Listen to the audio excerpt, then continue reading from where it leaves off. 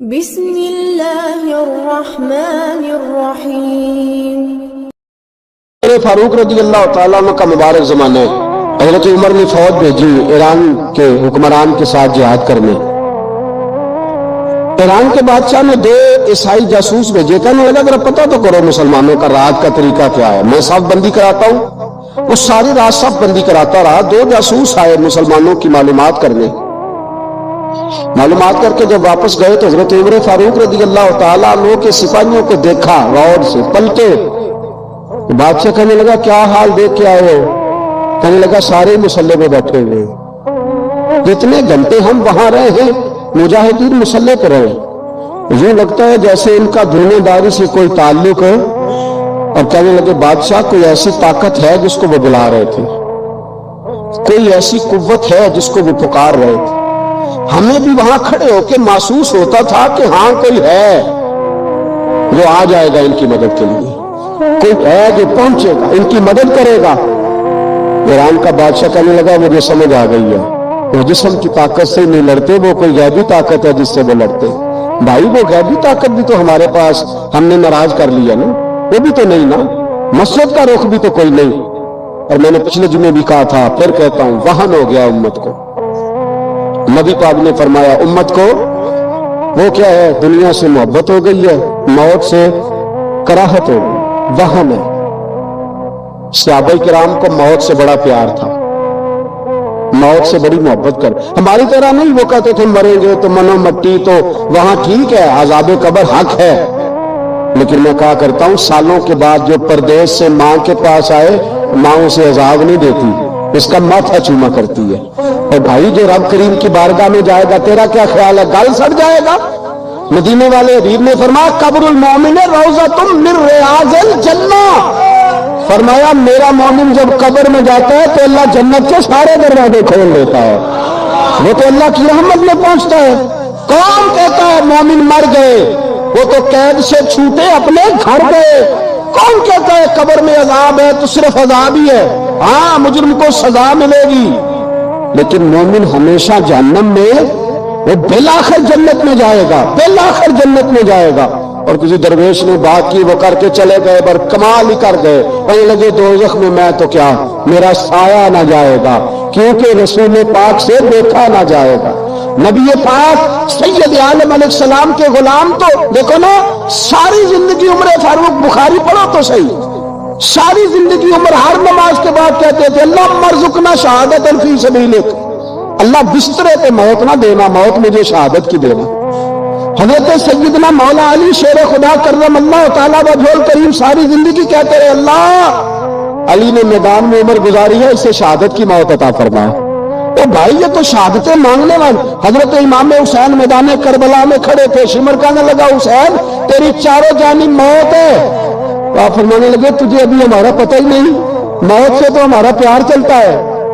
اور فرمایا یہ شہادت تو ہمارا پیچھا کرتی ہے، پہنچ جاتی ہے جہاں ہم ہوتے ہیں، موت سے ڈرا رہے۔ مسلمان کا مرنے کو دل نہیں کرتا، ورنہ وہ اتنی بڑی کوٹھی میں کون رہے گا؟ مرنے کو دل اس لیے نہیں کرتا کہ وہ جو 6 کروڑ 10 کروڑ ڈالر لوٹ کے رکھے مر گئے تو کھائے گا کون؟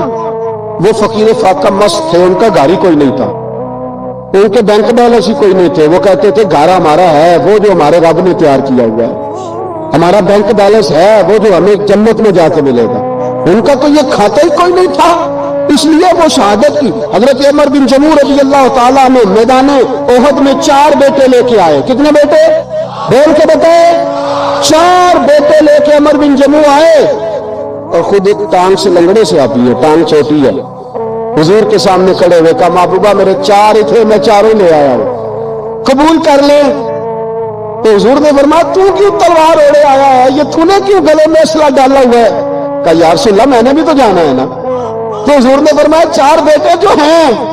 تو حضرت عمر بن جموع نے بات کی، صحابہ کہتے ہیں لبوں سے مسکرا رہے تھے، آنکھوں سے رو رہے تھے، کیا عجیب انداز ہے۔ حضور نے فرمایا عمر 4 بیٹے جو آ گئے تو تو رہنے دے۔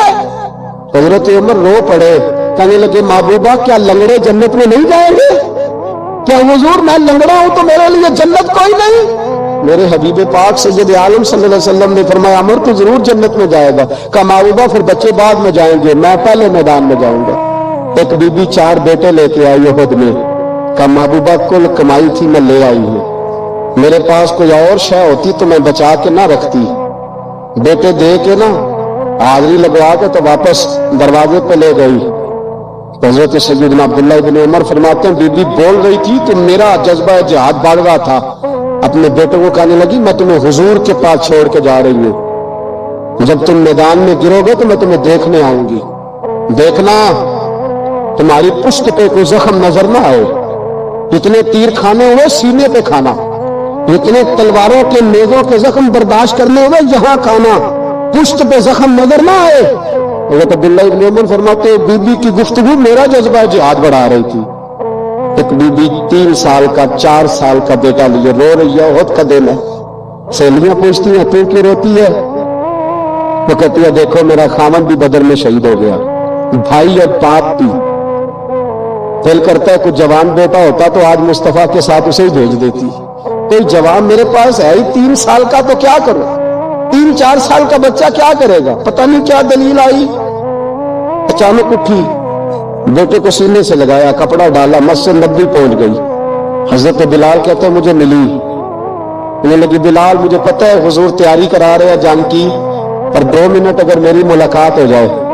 بلال حبشی کہنے لگے حضور ہم ایک بی بی ضد کر رہی ہے۔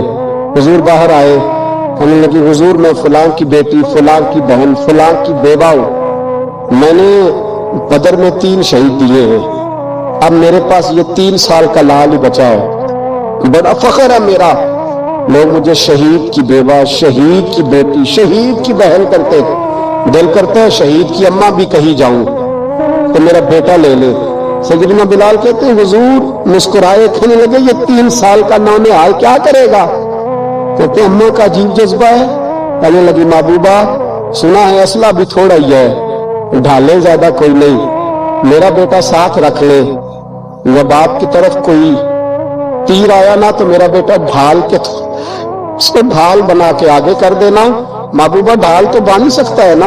حضرت بلال فرماتے ہیں مصطفیٰ کریم نے فرمایا جا میں نے قبول کیا، قیامت کے دن بیٹا گھر لے جا، جب تیرا نام پکارا جائے گا تو شہید کی اماں کہہ کے پکارا جائے گا، جا تو گھر لے جا۔ کہتے ہیں چلتے چلتے ایک غریبنی اور آ گئی، اتنی سی اٹی بان کی، اتنی سی، بلال حضور سے ملاقات ہو جائے گی، نبی پاک آ گئے، کہا محبوبہ یہ غلبہ اسلام میں میرا بھی حصہ ڈال لے۔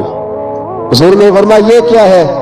کہنے لگے حضور خامد فوت ہو گیا، اولاد اللہ نے بے نیازی سے دی نہیں، سویرے چرخہ کاٹ کے رزق حلال کھاتی ہوں، میرے پاس نا یہ اتنا سا بان ہے، ایک گھوڑے کی لگام بن جائے گی، محبوبہ حصہ تو ڈال جائے گا نا دین کے لیے، میری قبولیت ہو جائے گی۔ میرے حبیب نے ہاتھ اٹھائے اور دعا مانگی، کہا اللہ جتنا تو میدان کے مجاہدوں کو اجر عطا فرمائے اتنا اس غریبنی کو بھی عطا فرما۔ حضرت عمر فاروق رضی اللہ تعالیٰ عنہ رات کا وقت تو چہرے پہ نقاب ڈال کے گلی میں گھوم رہے، میں بھی گلی میں نکلتا ہوں، آپ بھی نکلتے، لیکن مقصود یہ ہے کہ ذرا پتہ کریں باہر کی ہوا کیسی ہے، مقصود یہ ہے کہ پتہ کریں کہ آج برگر کس دکان کا اچھا ہے، معلومات کریں کہ محلے کی سیاست کس رخ جا رہی ہے، وہ بھی نکلتے تھے، لیکن مقصود یہ نہیں تھا، مقصد سمجھ گئے تھے نا، وہ اس لیے نکلتے تھے کہ پتہ کرو کوئی دکھی تو نہیں، کوئی تکلیف میں تو نہیں، کوئی آزمائش میں تو نہیں۔ دیکھیں نا کام وہی ہے، میں بھی کرتا ہوں، آپ بھی کرتے، ساری دنیا کرتی، لیکن وہ ایکم احسن عملا، کردار کس کا ستھرا ہے، ذہن کس کا اونچا ہے، ذوق کس کا بڑا ہے، زندگی وہ بھی بتا گئے ہم بھی گزار رہے، لیکن وہی کمزور باتیں اور وہی روایتی گفتگو اور وہی لب و لہجہ اور وہی دنیا داری کے مخصوص ہی ہماری گفتگو فلاں کیا کر رہا ہے، کہاں پہنچ گیا، اگر پیسے کسی نے نہیں کمائے تو کہاں نکھٹو ہے تب نہیں کمائے، اور اگر زیادہ کما لیا تو کہنے لگے ایک نمبر طریقے سے تو نہیں کمائے جا سکتے، یہ کوئی غلط رستہ ہے، میری گفتگو ہے بس، نشستن گفتن برخاستن، تو اعلیٰ کام اعلیٰ کردار ان لوگوں، حضرت عمر گزر رہے تھے تو غلام ساتھ تھا، ایک شخص کو دیکھا کہ مدینے کے باہر خیمہ لگایا ہوا ہے، بے خیریت ہے یہاں خیمہ تو لگایا، کہنے لگا امیر المومنین سے ملنے آئے، رات ہو گئی تھی تو سوچا یہیں قیام کر لیتا ہوں، صبح ان سے ملوں گا تو فرمایا اندر کسی کے درد سے کراہنے کی آواز آتی ہے، کہنے لگا میری بیوی ہے، اور بچے کی ولادت کا وقت آ گیا، تکلیف میں۔ حضرت عمر دوڑے گھر گئے، اپنی اہلیہ سے کہنے لگے نیکی کمانے کا ارادہ ہے؟ اس نے کہا ہے۔ مقصد سمجھ گئے تھے نا وہ لوگ، بالکل ہے۔ فرمایا جو ضرورت کی چیزیں ولادت کے وقت ہوتی ہیں لے لے، کچھ گھی لے لیا، کچھ چنے لے لیے، کچھ ضرورت کی چیزیں لے لی، خاتون کو ساتھ لیا۔ یہ خاتون اول کی بات کر رہا ہوں میں خاتون اول کی بات کر رہا ہوں۔ حضرت فاروق اعظم رضی اللہ تعالیٰ نے امیر المومنین ہے۔ حضرت عمر نے اپنی اہلیہ کو ساتھ لیا، جہاں وہ شخص تھا وہاں آئے، اہلیہ نے حضرت عمر کے ذمہ کام لگایا، آگ جلا لیں، یہ تیل لے لیں، فلاں فلاں چیز گھی میں ڈال لیں، بنانی شروع کر دیں۔ فاروق اعظم نے ہاتھ کے اندر پکڑا ہوا برتن، چمچا، کوئی بھی آگ لے گئے، پنجابی ہے نا، تو وہ کام کر رہے ہیں، چلا رہے ہیں، آگ جلا رہے ہیں، خاتون اندر ڈیوٹی کر رہے ہیں۔ تو وہ شخص جو تھا نا جس کی بیوی تھی، وہ کہتا میں 2-3 دفعہ کہا غلام ادھر آ، فلانی چیز بتا۔ میرے ذہن میں یہ تھا کہ امیر المومنین نے کو بندہ کھڑا کیا آنے جانے والے مسافروں کا خیال کرے۔ میرے سے 2-4 دفعہ میں نے اپنے لفظوں میں بات بھی کہہ دی، لیکن جب اندر میرے بچے کی ولادت ہوئی تو اندر سے میری بیوی بولی اور حضرت عمر کی اہلیہ بولی اور بول کے کہنے لگی امیر المومنین مبارک ہو، آپ کے دوست کو رب نے بیٹا دیا ہے۔ وہ شخص کہتے ہیں میں باہر کھڑا تھا، وجود تڑپ گیا، آنکھیں برس پڑی، کبھی نہیں رویا تھا پر کیفیت عجیب بن گئی، کوئی تقریر نہیں سنائی، کوئی اعلیٰ شعر نہیں انہوں نے پڑھا، میں نے جو لے کر ان کے سر سے پاؤں تک دیکھا، میں نے کہا یہ وہی شخص ہے جس کا نام لے تو کیسے و کس طرح کانپ جاتے ہیں، یہ وہی شخص ہے۔ میں نے جمعے میں کہا تھا کہ روب کپڑوں کا نہیں ہوتا، روب تو دیانتداری کا ہوتا ہے۔ ہاں بڑا مال کما کے لوگوں نے بنائی ہوتی ہے، کار کوٹھی تو بندے کھڑے ہو کے کہہ دیتے ہیں 2 نمبر طریقے سے آئے، اور 13ویں-14ویں گریڈ کا ملازم ہو تو اس کے سامنے بہت بڑا افسر ڈالنا ہوتا ہے، یار بندہ دیانتدار ہے، یہ رشوت نہیں لیتا، سفارش نہیں مانگتا، یہ میرٹ پہ کام کرتا ہے۔ تو روب تو آپ کی دیانتداری کا ہے، آپ کی سچائی کا ہے۔ اپنی زندگی میں جو لوگ مقصد سمجھ گئے، مقاصد پا گئے، کچھ کر گئے، ہم ذرا الجھ گئے ہیں۔ پہلے اتنا شاندار مکان بناتے ہیں، پھر مرنے کو کس کا دل چاہے، اتنی محنت کر کے جو ہے وہ کوٹھی بنائی ہے تو اب چھوڑ کے کون جائے۔ وہ تیار بیٹھے تھے، انہیں نبی کریم نے کہا تھا کن فی الدنیا کانک غریب او عابر السبیل، تم نے مسافروں کی طرح رہنا ہے۔ او میرے بھائی، کبھی دیکھا ہے ایئرپورٹ پہ مسافر لڑتا ہو کہ میں نے یہ جگہ خریدنی ہے؟ اسے پتہ ہے کہ ابھی فلائٹ آنی ہے، میں نے تو چلے جانا ہے۔ ریلوے اسٹیشن پہ جو جگہ ہوتی ہے وہ خریدنے کے لیے لوگ رٹا نہیں ڈالتے، انہیں پتہ ہے پہلی ٹرین سے چلے جانا ہے۔ بس سٹاپ پہ جھگڑے نہیں ہوتے کہ یہ کرسی میری ہے، جانا جو ہے مٹی دے تے مٹی رہنی، ایویں کادی بلے بلے، اج مٹی دے اتے بندے آتے کل مٹی دے تھلے۔ اتنا زیادہ مقصد نہیں نا جب سمجھتے تو بے چین ہے، بے قرار۔ بعض لوگوں نے اتنے پیسے جمع کر لیے کہ اتنے کھا نہیں سکتے، اتنی ضرورت نہیں، لیکن اس کے باوجود ہے کہ وہ دور ختم ہونے کا نام ہی نہیں لے رہی۔ حضرت صدیق اکبر رضی اللہ تعالیٰ عنہ امیر المومنین ہے۔ بادشاہوں کے بڑے بات ہوتی ہے، ہمارے ملک میں ایسے بھی بادشاہ گزرے ہیں کہ جو سفر پہ جاتے تھے تو خانسانے بھی لے جاتے تھے، باورچیوں کو بھی لے کے جاتے تھے کہ کھانا میری مرضی کا ہونا چاہیے۔ حضرت ابوبکر صدیق نے پانی مانگا، امیر المومنین تو صحابہ نے نہ شہد ملا پانی پیش کیا۔ اتنی لمبی بات تو نہیں، لیکن صدیق اکبر رو ہی پڑے، اور اتنا روئے کہ ہج کیے بن کے۔ لوگ کہتے ہیں پتہ نہیں تھا کس بات پہ رو رہے ہیں، پر ہم بھی رو پڑے۔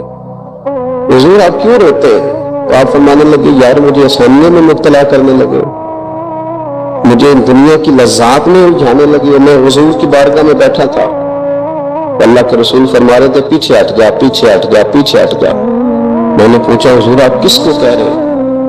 حضور فرمانے لگے دنیا میرے پاس آئی تھی، وہ قریب کرنا چاہتی تھی مجھے، تو میں نے اسے کہا پیچھے ہٹ جا، میرے نیڑے نہ آنا، دور ہٹ جا۔ وہ ہٹ تو گئی ہے پر جاتی دفعہ کہہ گئی ہے سوڑو آپ تو بچ گئے ہیں، پر آپ کے بعد والے کیسے بچے؟ تو مجھے سینے سے لگا لے، گلے سے لگا لے، مقصد اپنا سمجھے، اعمال کا حسن پیدا کرے۔ اگر انسان کا مقصود مال کمانا ہے تو اگر مال مل گیا تو اس کے بعد پھر کیا کرے گا؟ کسی نے طے کر لیا تھا کہ بہت بڑی گاڑی اور بہت بڑا بنگلہ مجھے چاہیے، تو وہ بنگلہ اسے مل گیا، گاڑی آ گئی۔ اب تو مقاصد کیونکہ طے نہیں ہوتے، تو جو چیز انسان چھوٹا سا مقصد طے کرتا ہے وہ اسے حاصل ہو جاتا ہے۔ میں نے ملک سے باہر جانا ہے، گھر سیٹ کرنا ہے، ساتھ والا پلاٹ لینا، ہو گیا سارا کچھ، تو اب پھر انسان بے چین ہو جاتا ہے، پریشان رہتا ہے، کہتا ہے سمجھ نہیں آتی مطلب مقصود کیا ہے۔ اللہ تبارک و تعالیٰ نے تو ایک تنکا بے مقصد پیدا نہیں کیا، اتنا سونا انسان کیسے بے مقصد پیدا کرے؟ تو رب کریم نے ہمیں بتایا کہ مقصد تو تمہارا ہے، مقصد ہے الذی خلق الموت والحیات لیبلوکم ایکم احسن عملا۔ اس نے موت اور حیات اس لیے پیدا کی ہے تاکہ پتہ چلے تم میں اچھے عمل کون کرتا ہے، تم کس قدر زیادہ اپنے رب کی عبادت کرتے ہو، کس قدر زیادہ اس نے اخلاق کا مظاہرہ کرتے ہو، کس قدر زیادہ لوگوں کی خدمت کرتے ہو، کس قدر زیادہ تم دین کی تبلیغ میں، اشاعت میں، ابلاغ میں، ترویج میں کردار ادا کرتے ہو۔ با مقصد تمہیں بنایا، با مقصد اچھا ترین عمل تم میں سے کون کرتا ہے؟ اس لیے موت اور حیات پیدا کی تھی کہ تم نے ستھرے سے ستھرے اعمال، بہتر سے بہتر کردار، اعلیٰ سے اعلیٰ تمہارا انداز زندگی۔ دیکھیں ہم نے لوگوں کے ساتھ مل کے رہنا ہوتا ہے، بہت ساری چیزیں ایسی ہوتی ہیں کہ جو تکلیف کا سامان بنتی ہیں۔ اب انہی لوگوں کے ساتھ اللہ نے ہمیں مل کے رہنے کا حکم دیا، ان کے حقوق ادا کرنے کا حکم دیا، تو ساتھ ساتھ میں درگزر کا بھی کہا، معافی کا بھی کہا۔ جب انسان معافی کر دینے والا ہو جاتا ہے، درگزر والا ہو جاتا ہے، تو پھر وہ بڑا ہو جاتا ہے، بڑے دل والا ہو جاتا ہے، بڑے حوصلے والا ہو جاتا ہے، بڑے ضرب والا ہو جاتا ہے، اس کی زندگی حسین ہوتی ہے۔ تو یہاں آئے تھے کچھ کام کرنے، وہ جو ہم نے مقصود بنائے تھے نا، مطلب اچھے کپڑے، اچھی دنیا داری، اچھی گاڑی، اچھا موبائل سیٹ، وہ چونکہ مقصود نہیں تھا تو ان چیزوں کے حصول کے باوجود بھی لوگ پریشان ہیں۔ مقصود یہ تھا کہ بہترین عمل، سونا عمل، اعلیٰ ترین عمل میرے رسول پاک صلی اللہ علیہ وسلم کے غلاموں نے نا وہ عمل کر کے دکھایا۔ اعلیٰ ترین مزاج رکھتے تھے اور اعلیٰ ترین خدمت، یعنی لوگ ان کا کردار دیکھ کے نا، کردار اور عمل دیکھ کے، ہم تو لمبی تقریریں کرتے ہیں، باتیں کرتے ہیں، بڑا کچھ بتانا پڑتا ہے، لیکن وہ بس تھوڑا سا میں لوگ ان کے پاس اٹھتے بیٹھتے تھے، آتے جاتے، اتنی دوڑ ہے کہ آگے بڑھ کے اور لینا ہے، اور لینا ہے، حل من مزید کا رٹا، وہ سمجھ گئے ہم نہ اڑے ہوئے۔ بہت سارے لوگ ایسے ہیں جنہیں صحیح بات کا پتہ چل گیا، وہ فیصلہ کرنے میں دیر کر رہے ہیں، انہیں سمجھ آ گئی ہے کہ بہتر یہی ہے کہ میں وقت میں مسجد آیا کروں، انہیں سمجھ آ گئی ہے بہتر یہ ہے کہ سویرے اٹھ کے میں واٹس ایپ بعد میں دیکھوں، پہلے قرآن پاک کی زیارت کر لیا کر۔ سمجھ انہیں ہے، سمجھ ہے کہ باتیں زیادہ کرنے سے بہتر ہے درود و سلام زیادہ پڑھا جائے، پتہ انہیں ہے، وہ فیصلہ ہی نہیں کر رہے، ارادہ نہیں بنا رہے، توجہ نہیں کر رہے۔ جب بہت زیادہ بندہ دنیا داری میں الجھ جاتا ہے نا، بہت زیادہ، آسانیاں تو بندے کو جینے نہیں دیتی۔ پہلے انسان کہتا ہے کہ موٹر سائیکل ہو جائے نا تو چلو سفر آسان ہوگا، اور موٹر سائیکل کہتا ہے ٹائر 2 ہیں، 4 ٹائروں والی ہونا، چلو مہران ہی ہو جائے خیر ہے، لیکن مہران میں بیٹھتے ہی اسے خیال آتا ہے کہ اس کی تو سیٹیں تنگ ہیں، پھر اس سے بڑی گاڑی چاہیے۔ یہ روز دوڑ ہے، بان فقیروں کسے نہیں ماریا، اے ہوئی چور اندر دا، یہ دوڑ ہے، یہ ختم ہے۔ حضرت ابوبکر صدیق رضی اللہ تعالیٰ نے امیر تھے، ہمیں تو نہ جی ایک سے کھانا، اور آج یہ نہیں کھانا، آج میری مرضی کا کھانا، یہ میری مرضی کا، یہ میرے بچے کی مرضی کا، یہ فلانے کی مرضی کا، وہ خواہشات کا انبار، اور نفس بچے کی طرح ہوتا ہے، خواہش پوری کرو تو فوراً دوسری بھی بتا دیتا ہے، دوسری پوری کرو تو تیسری کی بھی خبر ہے دے دیتا ہے۔ ہم نہ چونکہ الجھ جاتے ہیں، پھر وہ الجھاؤ ہمیں باہر نہیں نکلنے دیتے۔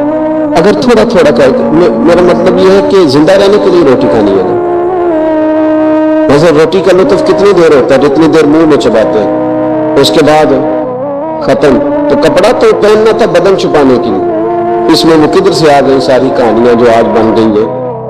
اور اتنے میں نے عجیب و غریب نظام دیکھا ہے کہ نوجوان اچھا بھلا سیانا آدمی ہے, کپڑے اس نے تازے سلوائے ہیں اور 99 لوگوں نے کہا صحیح لگ رہا ہے, تو صرف ایک نے کہا نہیں ٹھیک لگ رہا ہے, وہ پریشان ہو جاتا ہے, کہتے اس کا کچھ کروں. کیوں؟ اس لیے کہ یہی سارا مقصود سمجھ لیا ہے, کپڑے پہننا, اسی میں لگ جانا. میں اکثر دوستوں سے کہتا ہوں, میں خود کسی دوسرے کی بات نہیں کرتا, بہت زیادہ عمر نہیں میری, میں خود جایا کرتا تھا. شادی کوئی آ گئی تو 2-3 دن پہلے ابا جی کہتے تھے پرانے جوتے کچھ گنڈوا لا, کچھ پالش کرا لا, توڑے میں ڈال کے جانا موچی کے پاس, اس میں کچھ سیٹ کر دینا. اب کہاں رہ گیا جی یہ کام, چھٹی نہیں ہو گئی.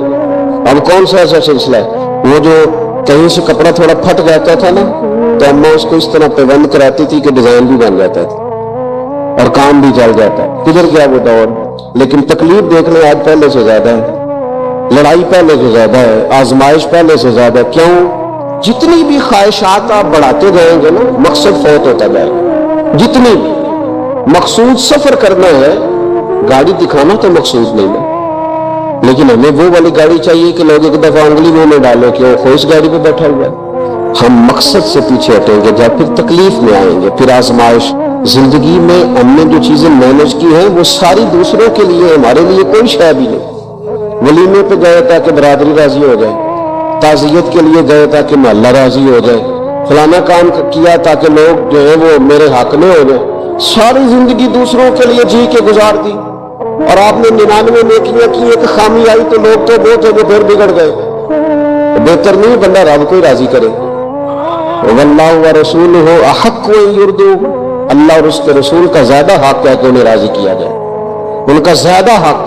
اپنی زندگی میں معاملات کو ترتیب دے, ایک مخصوص ذہن بنائے, اتنا سویرے قرآن شریف پڑھنا, اتنا درود پاک, اور یہ راز ہو ہمارا اور ہمارے رب کا, یہ راز ہو. اتنی دیر مصلی پہ بیٹھنا ہے. میرے ایک دوست ڈاکٹر صاحب میں بیٹھا تھا تو وہ ایک شخص کو کہہ رہے تھے تیرے دل میں کچھ باتیں نکال دے تاکہ تیری ٹینشن ریلیز ہو جائے, تیری صحت ٹھیک ہو جائے. تو بندہ کہہ رہا تھا اچھا ٹھیک ہے ڈاکٹر صاحب. تو میں نے کہا کہ اگر آپ اجازت دیں تو ایک بات میں بھی کر لوں. میں نے کہا آپ بھی کر لیں. تو میں نے کہا ڈاکٹر صاحب کچھ بڑے ذاتی اور نجی ہوتے ہیں, بندہ کسی کے سامنے کہہ ہی نہیں سکتا, بڑے ذاتی قسم کے ہوتے ہیں. وہ آپ کسی کے سامنے جتنا مرضی کوئی قریبی ہو, وہ بندے کی اپنی اندر کی کچھ ایسی تکلیفیں ہوتی ہیں اندر کی, آزم گنڈاں دے وچ گنڈاں 10 کیڑی کھولا, بڑے مسئلے ہوتے ہیں. آپ کیسے بیان کر سکتے ہیں, سوال ہی نہیں پیدا ہوتا. تو کہنے لگا پیر صاحب حال تو ہوگا نا. میں نے کہا بالکل ہے, ہمیں ہمارے دین نے دعا سکھائی ہے, جو کسی سے نہیں کہہ سکتے وہ اپنے رب سے کہہ دو, اللہ کے حضور عرض کر دو, کشکول طلب دراز کر کے کہہ دو مالک یہاں پریشان ہوں. وہ بڑا کریم ہے, عطا بھی کرے گا اور پردہ پوشی بھی فرمائے گا. اپنے اللہ کے ساتھ اپنا تعلق مضبوط کرے, اپنی زندگی میں حسن اعمال کا پیدا کرے, اعمال کا, کہانیوں کا نہیں, باتوں کا نہیں, تصویروں کا نہیں, نئی سے نئی پکچر کا نہیں, اعمال کا.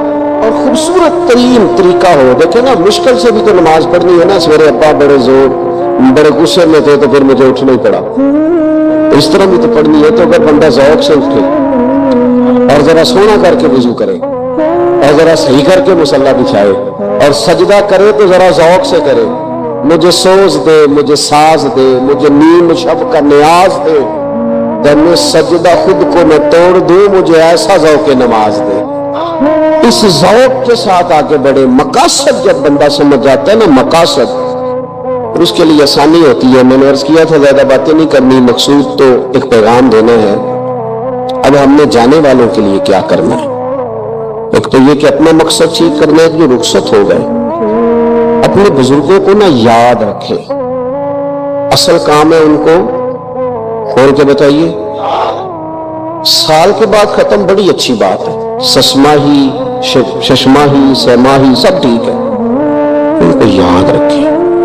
حضور نہ یاد رکھتے تھے, اپنی والدہ کا ذکر کرتے, اپنے والد کی بات کرتے, اپنے دادا کا ذکر کرتے. میں جانے سیدہ خدیجہ الکبریٰ رضی اللہ تعالیٰ عنہ وصال کر گئی تو حضرت عائشہ کہتے ہیں حضور اکثر گھر میں ان کا ذکر کرتے, اپنے اپنے بزرگوں کو یاد رکھیں، ان کا ذکر کریں، ان کو نا والد کے لیے نا والد ہونا شرط ہے، پی ایچ ڈی ہونا شرط نہیں۔ والد کے لیے والد ہونا شرط ہے، مفتی ہونا شرط ہے۔ والد ان پڑھ بھی ہو تو بچے کو سمجھانے کا سلیقہ سے اللہ اسے عطا کاری دیتا ہے۔ ماں بالکل ان پڑھ بھی ہو تو بچوں کو سمجھانے کا طریقہ اللہ اسے ان سے سیکھے۔ میرے والدہ اور والدہ دونوں اپنا نام نہیں لکھ سکتے تھے، تو میں اپنے دوستوں سے کہتا ہوں مجھے کبھی موقع ملے تو میں کئی جلدوں میں کتاب لکھ سکتا ہوں اپنے ماں باپ، اس لیے کہ وہ جو ہمیں سکھا گئے، وہ بتا گئے، وہ انہی کا خاصہ تھا۔ تو اپنے ایک تو جانے والوں کو یاد رکھیں، دوسرا ان کے لیے دعا کریں تو درد سے کریں، سنی کر کے کریں، صحیح کر کے کریں، اکیلے بیٹھ کے کریں۔ دعا کا سب سے زیادہ تعلق آپ کے دل کی آواز کے ساتھ ہوتا ہے، اور جس طرز میں حضور نے ہمیں حدیث سکھائی ہے نا، اس رنگ میں کبھی آپ حدیث کو سیکھیں، سمجھے نا۔ حضور فرماتے ہیں جس طرح دریا میں ڈوبنے والا سہارا تلاش کرتا ہے، دریا میں اسے کتنی کو جلدی ہوتی ہے، غوطے لگ رہے ہوتے ہیں، اس طرح کا نہیں ہوتا کہ میں عصر کی نماز کے بعد پھر آؤں گا تجھے نکالنے، اس طرح تو نہیں نہ ہوتا۔ دریا میں ڈوبنے والا اس طرح کشتی سہارا تلاش کرتا ہے، حضور فرماتے ہیں اس طرح قبر میں جانے والا دعاؤں کا انتظار کرتا ہے۔ آپ نے دیر کر دی دعا مانگنے میں، ختم دلانے میں دیر کر دی، خود صبح شام ہمہ وقت دعا۔ ابھی آپ آیتیں سن رہے تھے سورہ ابراہیم کی، اللہ نے نماز میں رکھ دی، ربنا اغفر لی ولوالدی وللمؤمنین یوم یقوم الحساب۔ ایک تو نے یاد رکھے، خوب دعا کریں، اور دوسرا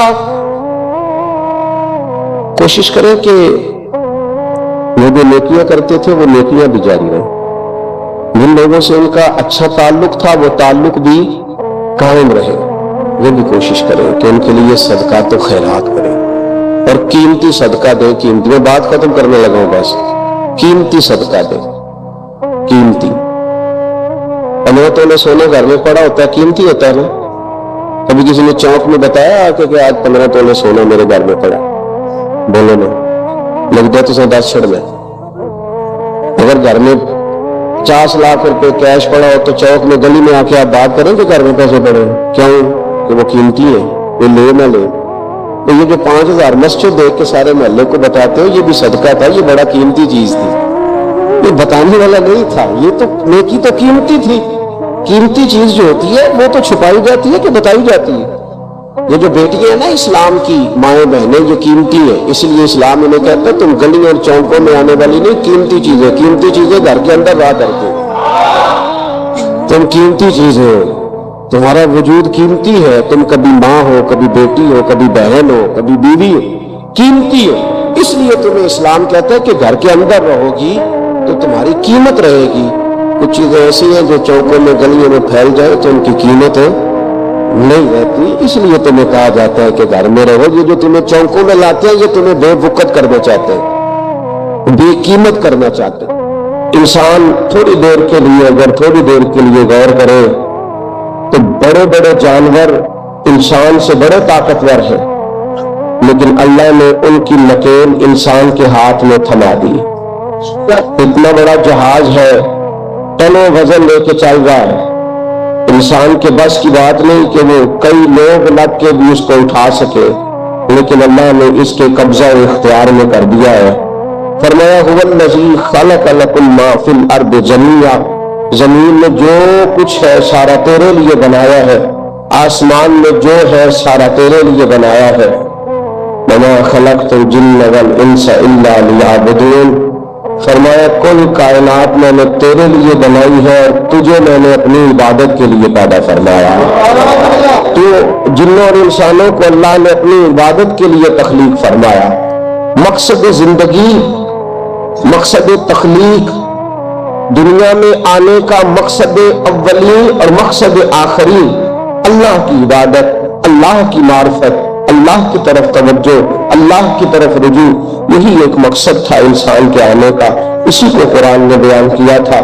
اپنے اپنے مقاصد دروشی پڑھنے والے بلند صلاۃ و سلام علیک یا سید یا رسول اللہ، اپنے اپنے مقاصد، اپنے اپنے معاملات کو ہم نے ترتیب دے لیا ہے۔ صبح سے شام تک کے معاملات سارے کے سارے ہمارے ذاتی، نجی اور ہمارے اپنے بنائے ہوئے مقاصد کے تحت گزر رہے ہیں، حالانکہ رب کریم نے فرمایا کہ انسان میں نے تجھے اپنی عبادت کے لیے بنایا ہے، اپنے لیے تجھے بنایا ہے، تو میری بارگاہ میں سجدہ ریز ہو، تو میری بارگاہ کی طرف توجہ کرے، تو میرے لیے تسبیح پڑھے، تو تہلیل کے جملے بولے، تو تکبیر کہے، تو میرے محبوب پہ نازل ہونے والے قرآن کی تلاوت کرے۔ تجھے تو اس لیے بنایا تھا۔ عبادت کا معنی یاد رکھیے گا، عبادت کا معنی فقط نماز پڑھنا نہیں، عبادت کا معنی صرف نماز پڑھنا نہیں، نماز عبادت کا ایک جز ہے، نماز عبادت کا ایک حصہ ہے۔ عبادت نماز پڑھنے کا نام نہیں، عبادت روزہ رکھنے کا نام نہیں، عبادت صرف اور صرف حج کرنے کا نام نہیں، فقط ذکر فکر کرنا عبادت نہیں، بلکہ اللہ کا حکم ماننے کا نام عبادت ہے۔ خدا رسول کی بات ماننے کا نام عبادت ہے۔ جہاں جانے کا خدا حکم دے وہاں چلے جاؤ، یہ عبادت ہے۔ جہاں جانے سے منع کر دے وہاں کبھی نہ جاؤ، یہ عبادت ہے۔ اگر نماز پڑھنے کا نام عبادت ہوتا تو پھر فجر کی فجر کے وقت کیوں پڑھنی پڑتی، پھر ظہر میں ہی کیوں فرض ہوتی، پھر عصر کا وقت مغرب میں جا کے کیوں نہ شروع کیا جاتا، پھر انسان کی مرضی تھی جب پڑھ لیتا۔ فرمایا نہیں، عبادت میری ہے، اصل میری اطاعت ہے۔